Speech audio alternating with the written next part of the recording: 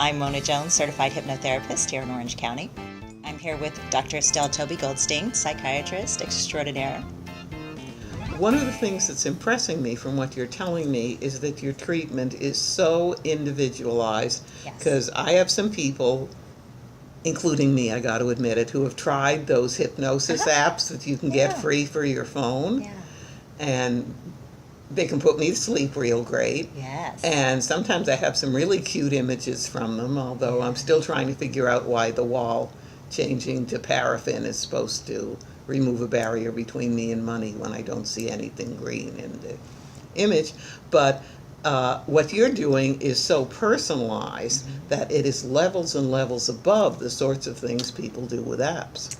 Well, apps and tapes are a great usually affordable way to get into hypnosis, but they're generalized. They're generalized to be served across the country, around the globe actually, to people who are seeking this or that. But for example, you mentioned, a wall between you and making money. So the hypnotherapist that you're describing, or the image that the hypnotherapist has chosen, is that there's some kind of barrier there. And once you remove the barrier, that the problem will be solved. That's only half of the equation. We have to know, what is that barrier made out of? And that's the question that I would interview with you. I would say, tell me how you feel about money. What do you know about rich people or people who have wealth? What does that represent to you? And when I ask that question to people, sometimes it's, rich people aren't going to go to heaven because there's like some piety and poverty, or those two go together. So the wall won't go down for that person if they believe that rich people aren't going to heaven and they want to go to heaven. So in that case, I would reframe that for them to say, but doesn't God want you to be happy and healthy and successful? And what if you had a lot of money? Couldn't you donate it to charity? Couldn't you build a school in a third world country? Wouldn't that get you into heaven?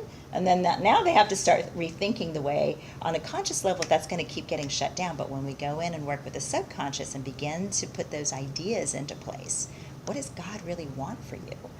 Then you do a lot of cognitive reframing, and to me this is part and parcel of cognitive therapy. I mean, reframing is one of the first words I learned in psychotherapy. Okay, yeah, but now we just copy and paste that into the subconscious. I didn't even know that's what I'm doing, but No, I'm just I think that's what you're doing. I'm instinctually moving toward that. If a person is afraid that once they have all this wealth or they have all this money, that they will no longer have time for this or no longer have time for that, then we have to address that. So if a generalized tape or app can cause that person to begin to explore these in a subconscious way, great, you'd be able to resolve the issue. But to just generally say you will now be rich, you will now accept money into your life, your subconscious is going to say, no, we're not, because we want to go to heaven, or we want to spend more time with our family. Sometimes I ask people, like, what do you think wealth is going to bring you? What do you want from that? And if they say, I want to travel more. And I say, okay, so after you travel more, what do you get from that? And we just keep breaking it down, and when we find what the ultimate goal is, sometimes it has nothing to do with money. And that's why that wall won't come down for them, is because it isn't about money, it's about something else. If they want to be respected, or they want to feel a sense of empowerment. But if we can give them respect and empowerment on the subconscious level through the hypnotherapy process, it's not that they're never going to have wealth, but now the barrier becomes not a barrier, it just becomes a mindset that has changed. What's interesting to me is the patients I send to you are patients. They come seeking help solving a problem. And whatever else I am, I go back to the medical doctor model. Medical model, MD, me doctor, you patient, I fix. And even though I encourage them to do as much as they can, there's still the expectation I'm going to push the right pill and come up with the right blood test. Yeah. But I'm also impressed that a lot of the situations that you would address are situations that I would not conceive of as medical. In the very beginning you mentioned athletic performance, kind of a hint of financial performance, business success. So people can come to you not just if they have a wretched problem in life they want to fix, but if there's something they want to make better than average. Yeah, absolutely. Yeah. So you would take whatever they wanted to do more of and cognitively reframe it Right. in the same way that I would talk in therapy of reframing something. Yeah, like for example, if I'm working with athletes, very often the coaches that produce, champions are very, very harsh. They're very outrageous on the field. And some kids are wired to be able to hear that and perform, and other kids just wither. They have great talent, they have great drive and great training, but when that coach, whether it's dance or football. Or cheerleading. I have a cheerleading. person who had trouble with a cheerleading coach I couldn't believe. Yeah, it's tough because they do produce champions, but for a kid who doesn't have the mindset to hear that and thrive, we have to change the way they perceive that kind of harshness. And so when they're in the hypnotic state, we talk about, how we're going to hear that from now on. And they're able to hear that harshness and not have an emotional reaction to it, not shut down anymore. Bordering on one of the questions that comes up very often, I talk to a lot of people who seem to be going through the nuts and bolts of life. Yeah, I go to work, I support my family, I keep things together, and I am amazed at how fast people seem to pick up on a spark of inspiration. People have told me quite consciously, I want more spirituality, I want more imagination, and that's not usually in the purview of medicine or psychiatry. I've tried to put together some things the best I can. How would you deal with a question like, I want more spirit, I want more inspiration? I'll usually ask them, again, what does more spiritual look like to you? To some people that means church. To other people that means not organized religion at all. It means something else. So we get to what does spiritual look like and feel like for you. So I'll say, when we're done, when you've achieved the level of success you're looking for, what's that going to look like for you? Because the mind needs a target that it can hit. If it's gray, if it's vague, you'll just wander because it doesn't know where it's going. But if we create that end picture and begin to drive toward that, we will get there. So the other question I ask them is, what stops you from being? Why aren't you spiritual now? Why do you think that isn't the way you are now? And then we see what the barriers are. And then we look at why are those barriers there? How did they get there? And then once we resolve those issues, then they're on their way to becoming more spiritual. So it sounds like your process in general is a two-step process. You start with that smart brain between your ears, Miss Mona, and you're doing cognitive behavioral therapy already because you're taking people and you're doing a personalized analysis of their worldview and putting that together. And once you have done the personalized analysis, it sounds like from that is where you're relaxing them into a place where they can go change it. Yes. Although, again, I don't think of it as cognitive behavioral therapy. I just think of it as a conversation where I'm asking for more information. What does that look like? What does that feel like? And I find that if I'm at a party or I'm in a social event, I'm still asking those same questions, which I think is one of the things that kind of makes this work so natural for me, is I ask those questions anyway. What do you mean? What does that look like? How do you feel about that? And it... So does anyone close their eyes, fall asleep, and fall to the ground when you're at a party? No, but I have done EFT in social situations, emotional freedom technique, to release, negative perceptions. I've done EFT on the streets of LA with myself. I mean, EFT is I've done it in the car. I'll be tapping, and people look at me, mind your business, I'm tapping over here. So yeah, that's such a great tool. It's a great tool anyone can do. You can watch some YouTube videos and see how it is. But again, my success with EFT goes back to my ability to ask the questions, ask the difficult questions, and really, chunk it down to what is it that you're trying to release, and what is it that you're holding? Why is it that you're holding on to that? So that's interesting, because the way that I see EFT, and I can see us doing a video on that together in the near future, hint, hint, because that's very different from the way I use EFT. I simplify it down to get there as fast as possible. asking people what their pre-existing beliefs are, and focusing from that into what do you think is going to be able to make you well. Can it work through the Renegade Doctor? And if there's a chance, how can we, I guess I'm doing reframing too, how can we see your symptom as something we can get the heck rid of and move beyond? Yeah. Interesting. Yeah. So I'd like to know more about how you use it specifically. Well, EFT, like hypnotherapy, is if you ask 10 different practitioners why it works, you're going to get 10 different answers. And if you ask the person who developed it why it works, at one time I had talked with him about doing research. He had his set of answers, and I've seen his recent videos, and they're totally different from when I talked to him because he has moved in different directions. We need to tell folks EFT stands for Emotional Freedom Technique. It is, to me, sort of an anemic sibling of hypnosis, the way you described it. But it's fast, and I'm supposed to be the pill-pushing mama who fixes people as fast as quick as I can with medicine, so I can try to throw in a fast tap. But there are so many ways. You've also mentioned some things that make me think of Neuro-Linguistic programming, or NLP, which is another not terribly anemic sibling of hypnosis. Yeah.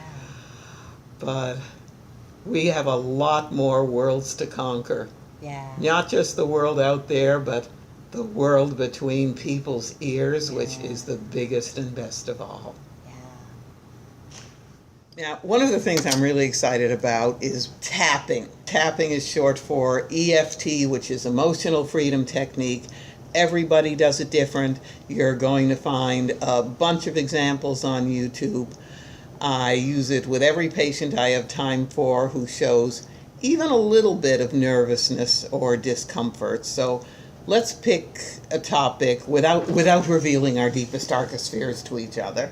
How about LA traffic? I think we both hate LA region traffic. Yeah.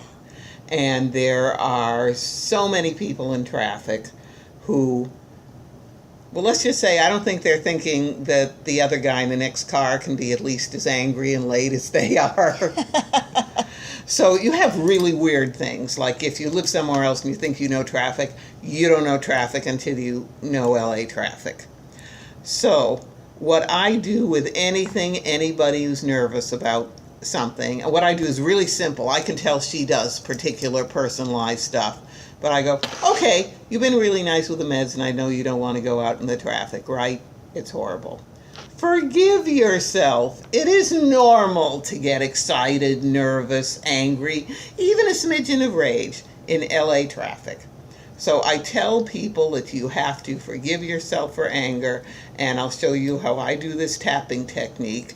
The person who's popularized this most is named Gary Craig. He has now taken it online to all kinds of different directions.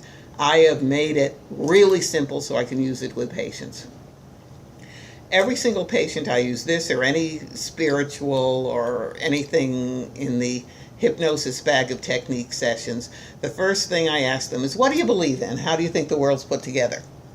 Christian, other religion, no religion, spirits and trees. I don't care what you believe in. I will go there and feel it with you, and I am not judging you. Talk to me. A lot of people say they're Christian. I'm Christian. I'm Jewish. There's spirits in the trees. I get things I never would have believed. Okay. Can that force work through a crazy Jewish medical doctor psychiatrist? I either get yes or a laugh. If not, I talk until we get to yes or a laugh. And once they agree, then they will tap with me. I tell them to say affirmations. I hate to demean you by asking you to pretend to be a patient, but I'm sure you too have suffered from LA traffic. And I tell them, say my words, but change them so they come from your heart. First question, are you right-handed or left-handed? I'm a lefty. You're a lefty.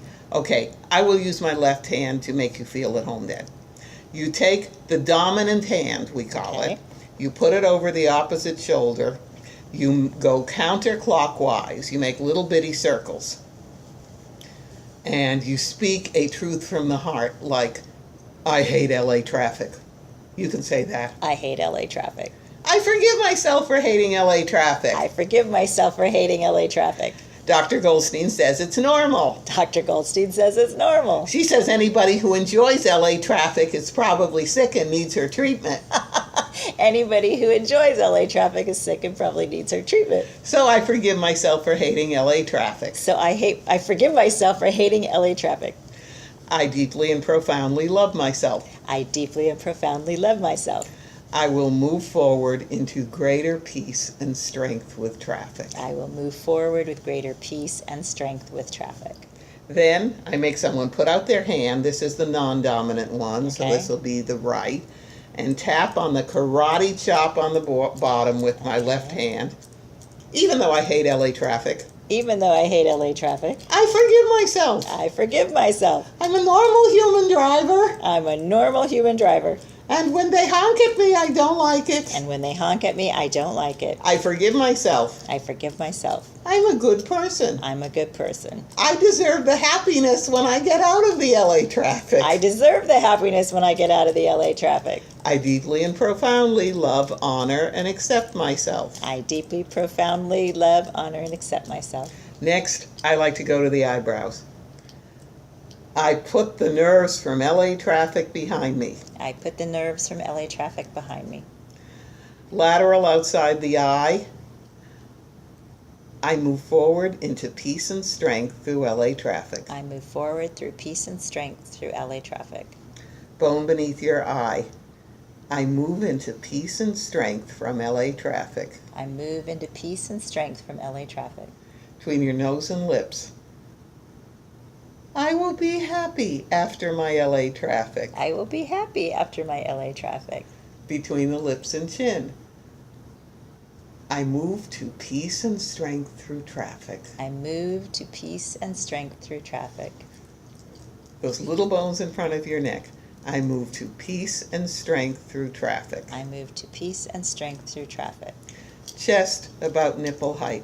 I find peace and strength after my traffic. I find peace and strength after my traffic. Now, blow out all the nerves from traffic. And I gotta blow really hard because when I think of traffic, then I tell people, slump back on the couch, whatever you think or feel is totally correct, and tell me.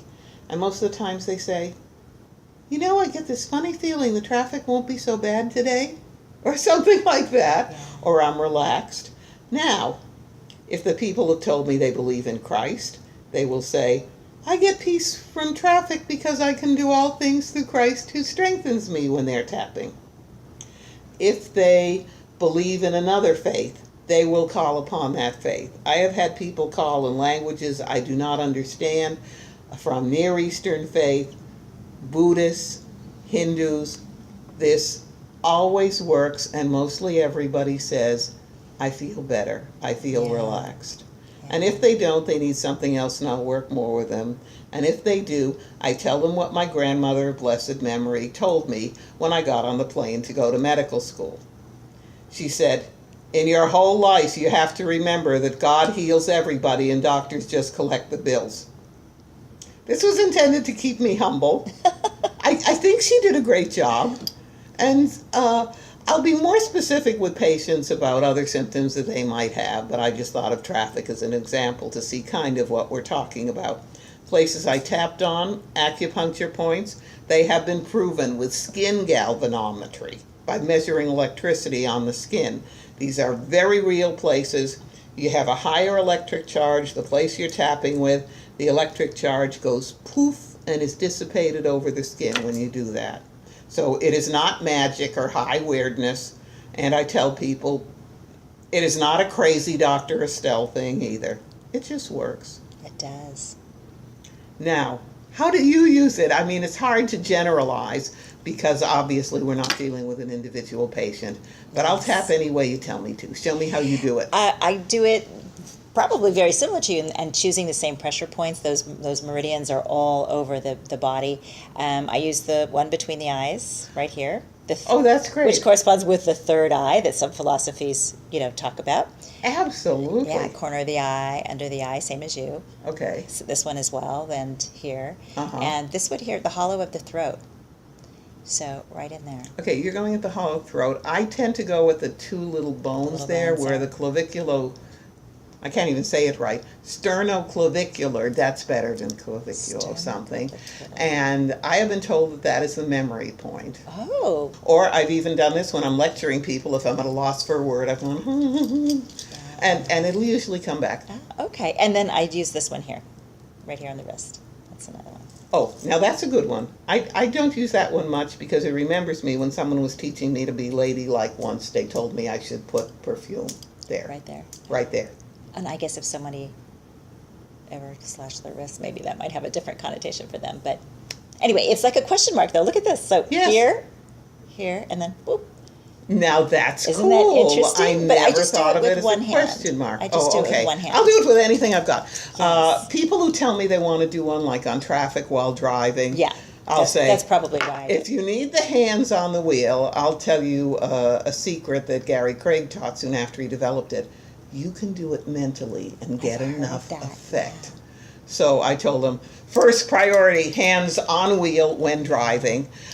People can do it with one hand, but sometimes they like to cross them. I always feel sneaky when I Sometimes cross I'll the see meridian. people alternate, and I think that's great because that's good. I mean, so you can't mess this up. It's either going to work or it's not. You know There what I mean? are so many meridians in the face, and they are so close together. I have had people who forget it and go like this, Yeah. and then tell me it worked. Yeah. And I say, sure. You can't mess it up. So, and I know that that's a really oft used phrase. I completely love and accept myself. But I got to tell you, in my office, I've never met anyone who could say that comfortably. I love and accept myself. Well, if they can't say it, I will tell them they need to work on forgiving themselves, and we'll usually spend the remainder of the session telling how adorable they are. Not only for paying the copay with insurance to get them into the door to see me, but also, I mean, I really, really have warm feelings towards my patients, and I will tell them that, and I will pump them up because I decided really early on. I first heard about psychiatrists when my family was going to them, and they would come and tell me how horrible they were, and I thought, I'm going to make people feel better. They're going to feel better when they walk out of that office than when they came in. Yeah. And so I will do anything I can to pump them up. Okay, and usually they'll say, that's hard to say. I said, okay, tell me what you did wrong. I'm sure it's not that wrong. Nice. Okay, you were a little kid. You couldn't stop from the death and destruction next door or whatever. Yeah. You got to forgive yourself because that wasn't you. And that, I guess, is the cognitive part when I have someone. And there's something else I discovered about tapping that's really neat. If somebody laughs or cries while it's happening, it's 1,000,000 times more potent. It really is. God knows I don't know how to make people cry. No. I don't want to make people cry. No.